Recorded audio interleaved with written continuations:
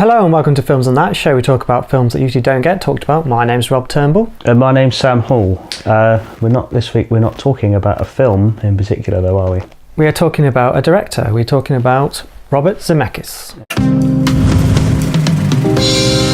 Why are we doing things a bit different this week? Because we wanted to, we thought it'd be fun. Well, yeah. We feel everyone knows his films, even people that aren't into films. Everyone's seen his films. They are quite widely distributed, but no one really knows him or his name. Everyone says if you're a film student, they will go up to you and say you're going to be the next Steven Spielberg or the next George Lucas. They never say the next Robert Zemeckis. No. but he's still, he's made so many classical films that get shown on TV all the time. But we think he deserves a lot more love than he gets. Yeah. Born in 1952 in Chicago, Illinois, Robert Zemeckis became interested in filmmaking after playing around with his parents' 8mm camera. He experimented with stop motion and special effects and taught himself how to sync sound and use a moviola. Zemeckis then went to the University of Southern California, where he met his lifelong writing partner, Bob Gale. The pair bonded over their interest in making Hollywood films over art films because it was what they grew up on. So Zemeckis came out of film school pretty well. He made quite a successful short film which won an award, a Field of Honor. That got him involved with Spielberg, who he forced himself on him?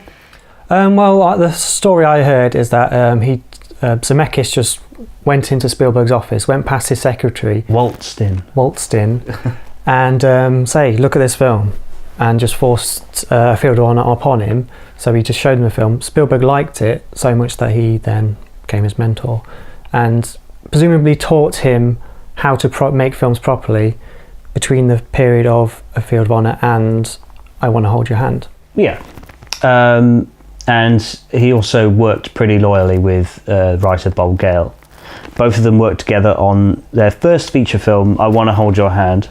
Not much to say about it, but I still think it's worth a watch if you're interested in Zemeckis. It really highlights something that would reflect his career from then on quite a lot, which is that sense of nostalgia. One thing that's different about it is that it has an ensemble cast. There's no particular lead. It just follows individual stories of these people who have their own experiences with trying to watch the Beatles, who they all love or hate so much. But it really gives us a sense of the era, and you feel like they're writing from memory. After he made I Want to Hold Your Hand, him and Bob Gale were very pleased with it. Took it to a premiere screening, everyone loved it and cheered. And he thought, great, I've made a good film. And then it bombed because somebody went up to him and said, right, how are you going to market it? And he said, what? That's your job. Oh, that's your job. What? Okay. So he had no idea where to go from there. He talks about in interviews that this was like the first time he realised that it really is, nobody holds your hand. The next film was Used Cars. It's not the most well-regarded film. Roger Ebert gave it a pretty damning review. I thought it was okay. I thought it had its moments. But one thing is a bit interesting about it is it's R-rated, which is something you don't generally get from Zemeckis. In fact, I think the next probably R-rated film was Flight, which he only made a few years ago. It's got swearing and breasts in it. Let's take a look under the hood, shall we? What? Hey, look, bare tits. And a flawed lead. A very flawed lead, which does appear every now and then in his films. His next film was Romancing the Stone, whereas I Want to Hold Your Hand was more the project of him and Bob Gale. Romancing the Stone very much feels like a hired director film. Would you say that? I mean, a director for hire? A director for hire, yeah. I thought you meant like literally a hired director to film, no. Yeah. So it doesn't feel like he's developed his style too much at this point. It feels like very much the writer's film, and he's just there, ticking boxes and creating shots and just putting it all together as a standard film. It doesn't feel particularly unique or creative in any way. It's only fun, but it's fun. I think it's all right. It's not Indiana Jones, because if you look at the cover, you might think that. Yeah. Even though there is a bit of that, because they're looking for some hidden treasure. But it's not Indiana Jones. They're not swinging on vines. They do once. It's the film that really, gave him the big breaks, because it was his first film that was fairly successful. It definitely feels like these 3 films are his formative years in the film industry. He's making mistakes, he's not really being that creative. But it does set up his style for what comes later. Which brings us on to arguably his best film, objectively. No, I would have said Forrest Gump. Really? Yes. Yeah, it's more well liked, but if you're talking about best as in how it's crafted, what do you think? Well, then she'll introduce it. What's it called, Rob? It's called Back to the Future. Back to the Future. What was that? Jacket.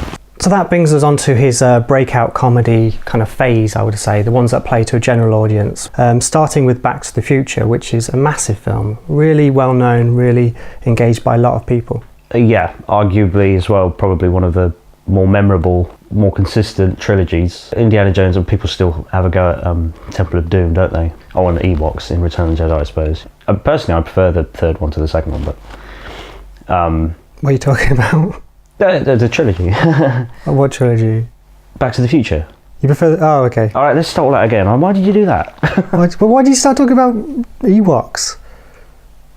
In this period, it includes Back to the Future, Who Framed Roger Rabbit, the sequels of Back to the Future, and Death Becomes Her. All these films have, to me, it's quite consistent, which is that kind of hammy acting that you might get in a film like Sunset Boulevard, you know, that kind of not bad acting, just a bit over the top, you know. Then with Roger Rabbit, it almost has it's almost a plot device, with Roger being incredibly... A cartoon. Yeah, well, yeah, over the top to the point where he's deliberately annoying. No pain, no pain, no pain, no pain, no pain. Who Framed Roger Rabbit is one of my favourite films ever as a child. I watched that over and over again. Partly just to figure out how they managed to get the cartoons to fit with the live action. There's one scene where Roger Rabbit drinks a shot that's handed to him by one of the real actors.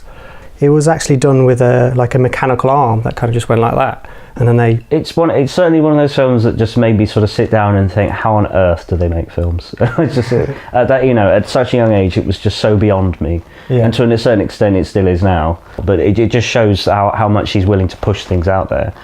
We're not saying he invented a lot of this stuff. Perhaps where other filmmakers just would have had one scene or something, you know, something like that.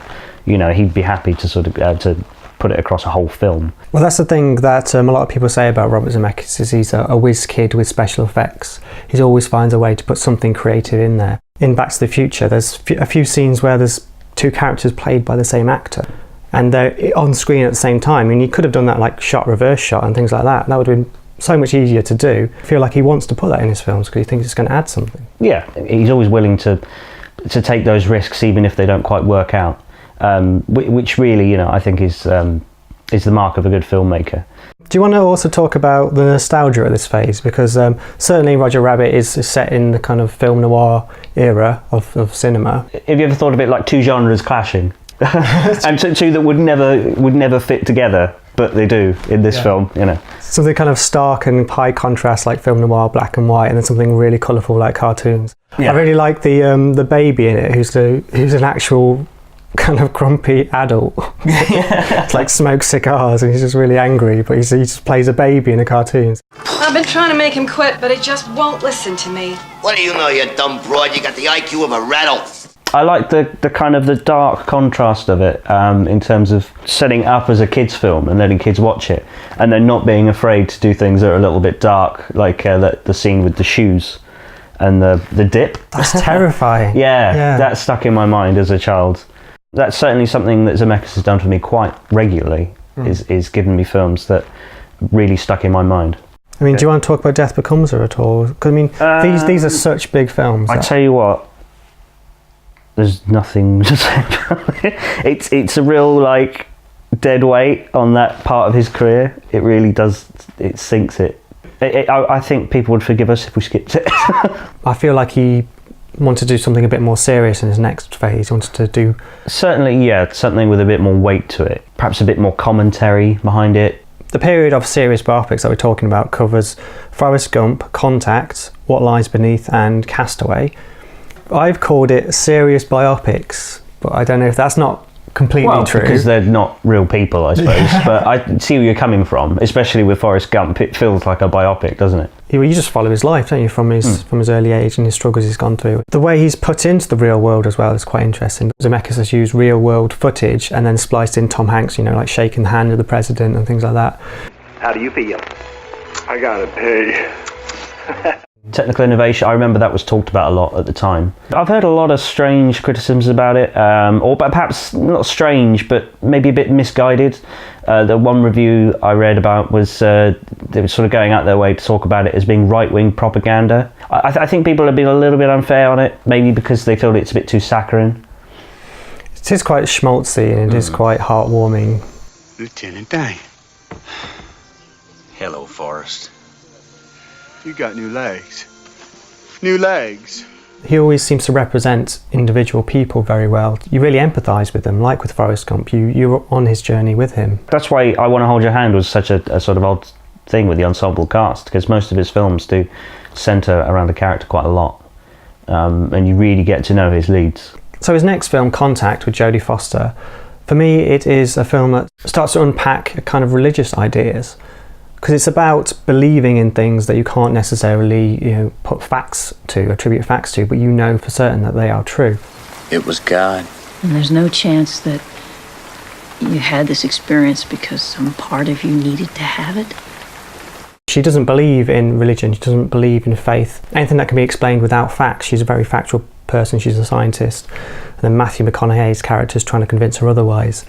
And it's all about her journey through finding some contact with some aliens that she can't put facts to how they exist. She ends up being converted, essentially, to the idea that you can believe in things that don't exist. I can't prove it, I can't even explain it. But everything that I know as a human being, everything that I am tells me that it was real. I don't ever get the sense that Zemeckis is being preachy to religion. I don't know where his religious bias is, but I think he's interested in kind of discussing that idea. He's not saying, oh, you should believe in God in this. But the idea of faith can be useful in telling a story like that. That is kind of carried through for What Lies Beneath in a way, isn't it? It's kind of a horror story, believing in ghosts and things like that. Oh, okay. No, you are onto something there. Because the facts are all against the character played by Michelle Pfeiffer. Yeah. Anyone looking at her would think she was mad. I know you killed her, you murdering son of a bitch! I didn't kill my wife. So again, it's belief in another way. I guess, belief in the devil, maybe, belief in ghosts and the afterlife and things like that. And that kind of the fears that come from that, and being told that you're paranoid in that sense. Anything else you'd like to say about What Lies Beneath? And considering the fact that it's one of his first ventures into the horror genre. Well, it is interesting that he's playing around with different genres. I think that's a very good thing for a director to do, just kind of try his hand at other things. It shows that he wants to be creative and try different things that he's not tried before, not just stay in his comfort zone. But one interesting thing about What Lies Beneath for me was that I don't think the script is very good, but I think the film is quite interesting to watch. There's a really tense scene of Michelle Pfeiffer in a bath, and that could have been done in such a boring way that we've seen many a times before, but I was really engaged by that. He always finds something to put into his films, so it's just creative. There's a bit in Contact where Jodie Foster's character, when she's a young girl, finds her collapsed father on the floor, and then she runs to the medicine cabinet to get some medicine. But he could have just filmed her running to the medicine cabinet getting the thing, but he wanted to add some more creative element to it to make us empathise. She runs up the stairs and towards the mirror, but then the camera pulls out and we're looking through the mirror at her character, and at some point there's been a cut, but you don't know when that has happened. You don't know what you're looking at, and it's kind of gives you a sense of an out-of-body experience, and he uses things like that to make you empathise with the characters. He even created a character out of nothing. Well, a ball. The sheer emotion of when, spoilers, in Castaway, when Wilson, the volleyball, drifts away, and Tom Hanks is trying to swim after it and catch it, and there's that moment where you've got to say, all is happening here is a man is swimming after a ball he's lost. But that ball was his only companion, and the whole time he was lost on an island. So, but that's exactly the point, isn't it? He makes you care about things, even inanimate objects. He makes you care about them. Yeah. But I think his skills as a filmmaker prove that he's got an A game there. You know, that he's a director worth hiring. Well done! Well done! Now we're on to the shit bit. Shitter bit of his Now career. we're on to the shit bit. Yeah. We have his 3 CGI directed animation films. He does like animation. Obviously, he's done it before with Roger Rabbit. But he was trying to push the boundaries of what was available to him at the time with CGI. I do remember seeing clips of Beowulf and being impressed with it. The CGI was so bad at the time that something like that really sort of stuck out for me. And he was doing that. They were able to get the actual eye movement of the actors, kind of sensors on their eyelids that detected electrical movement. I don't believe things like that had been done before that. So he's definitely pushing boundaries within CGI at that time. How's your father? Dead. Oh. There's just something about them maybe that just feels a bit detached, isn't there? There's definitely the uncanny valley for me in Polar Express in particular. It's quite difficult to get into it when you've got that detraction of these quite human looking faces and then these sort of really cartoony bodies. That for me, that kind of takes me out of it. It was just an excuse for Tom Hanks to play every role. This is the Polar Express! The North Pole? What would you say was the strongest of those 3 films? Beowulf, definitely for me. I'd agree. I really like Beowulf. I've heard people sort of talk about Polar Express as being the strongest. For me, it's not. You still give him some marks of creativity. The whole train to the North Pole thing. At least there's that. That's original. Beowulf is not original anyway. It's obviously based on a sort of Anglo-Saxon myth. He could have just done what the original story does, just have Grendel's mother as a monster. In this version, he makes her Angelina Jolie, incredibly attractive, and then Beowulf births the next monster that he has to kill. I like that because these hero stories, they get quite dull. We just got someone who's flawless but clearly isn't, and in this film, really highlighted that flawed character thing that we haven't really seen a lot of with Zemeckis films since Used Cars. So if you were doing a live action film, something like John Carter, for example, they would choose kind of quite a buff character to play the lead because it kind of fitted in with the story they were trying to tell. But with something like Beowulf, they got Ray Winston to play the lead because they could get... He's buffing us in a way, in his own way. But Zemeckis said that he was able to focus on the quality of the acting and then make them look the right way as well, rather than having a compromise, this person looks kind of buff but is a really bad actor, but they look right, so we'll just have to use them. He said that he could get both of those things in there. I really like the performance of Crispin Glover as Grendel in it.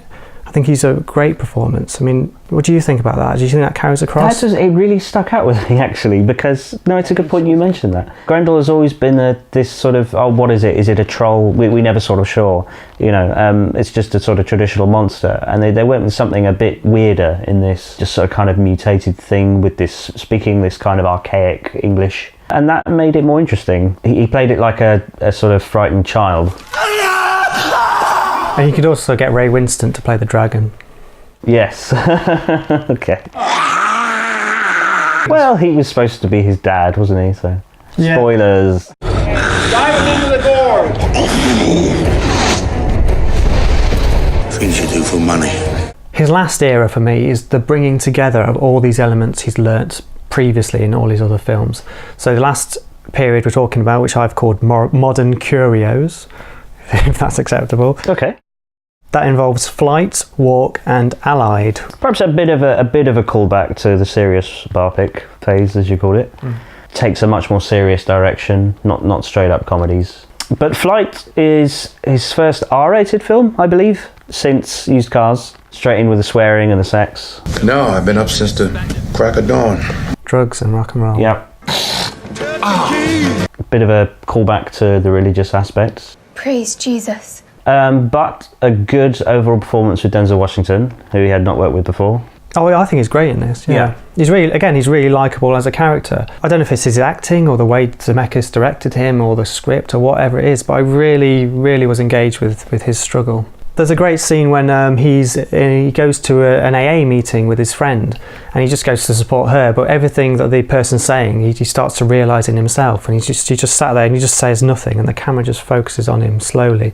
Tells the story without saying anything. Because when he does say something, he lies every time. The guilt was entirely internal. Just looking at the trailer, you could be forgiven for thinking it was like a disaster movie or something.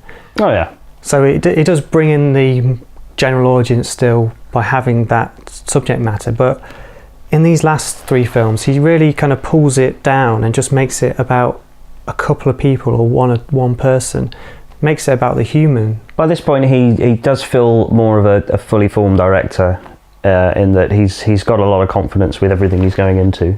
I'd also say, in terms of technology for The Walk in particular, I didn't see the film in 3D, but I did see the trailer in 3D, and that's one of the first times, I think, certainly since seeing Gravity, the film Gravity. Did you see something fall down? Oh, there's gravity. That the 3D aspect aids with the storytelling, which is so underused, but and it's the draw of the film as well. You've got to be there with this guy as he's walking across on a rope, and in 2D. You simply don't get that kind of fear, So using CGI and 3D and all the special effects techniques they has, he's using them to tell the story, not just for spectacle. And not overload you with it as well. In fact, going back to the Future, I seem to remember reading a review about. He said, to tell you the truth, there's only about 30 special effects shots in Back to the Future, and a lot of them are lighting. If you're going to use special effects, use them in a way that's effective. Don't just blast you with them. Très difficile. Ce fut seulement en cours de l'année écoulée.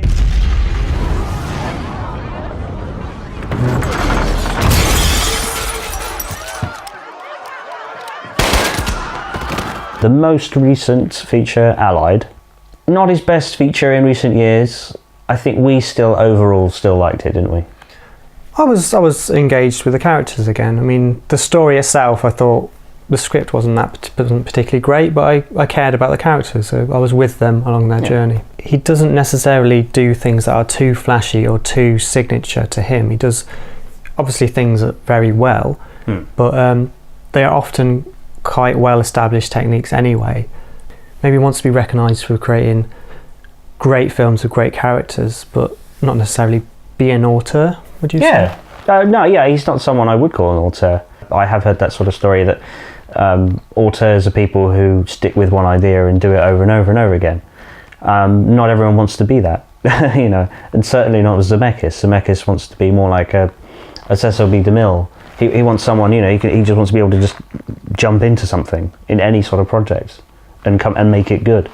Someone like Tarantino hasn't bothered to do any other genre apart from a Tarantino film. He's become a genre now, but that's why people know Tarantino. So I think that is another reason why he's not so recognised, because his films don't necessarily always play to the same audience. Like Flight is an R-rated film, but then before that he did A Christmas Carol, which is just the most you film you could ever imagine. God bless us, everyone! Do not touch the merch, motherfucker!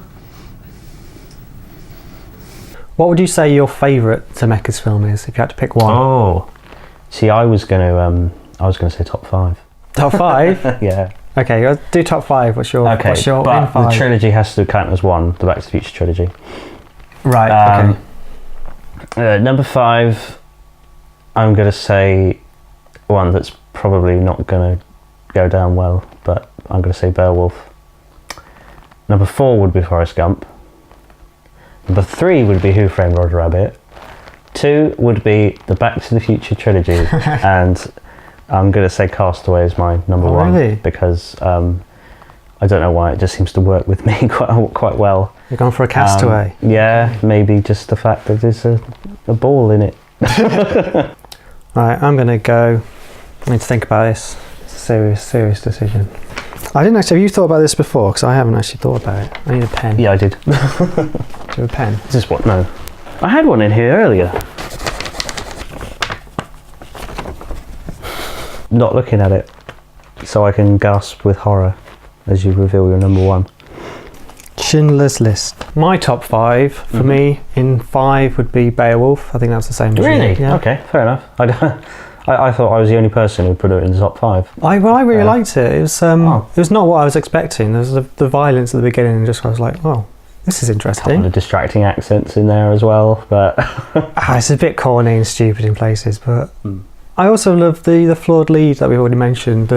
He's just a complete liar throughout, and sleeps with a monster and then just doesn't tell anyone about it.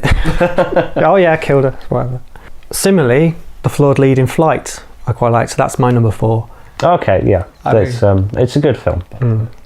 Third would be Contact for me. I really enjoyed Contact. It's quite a kind of metaphysical film about belief and things, and that really stuck with me. I quite like that. Number 2. Number 2, the Back to the Futures. Really? Okay. Go put them in there. We both have them at number 2. Yeah. Oh, we're going to upset a lot of people, I think. Well, if we had a lot of audience. I kind of didn't want to put them in there just because they're so ingrained in my consciousness that they're just there already. Can they be a luxury item, like in Dead Iron Discs? All right. Yeah. Okay. If I was on a castaway island with Tom Hanks, they would already be there. Yeah, but you would have no arms or legs because you'd be a ball. So my favourite Zemeckis film is Who Framed Roger Rabbit. As you said. Yeah, big children's film that is quite memorable for everyone, and it's quite memorable for you as particular. Well, if I had to pick one film that got me interested in films, it would be Roger Rabbit. Really? Oh, okay. That and Starship Troopers. Really? Still prefer RoboCop myself, but RoboCop is a better film. Yeah. So, any final thoughts on Robert Zemeckis? No.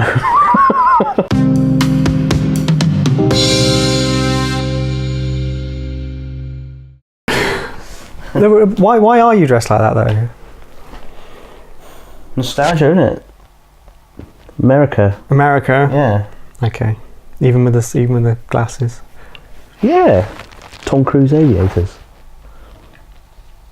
Leather jacket. Bruce Springsteen.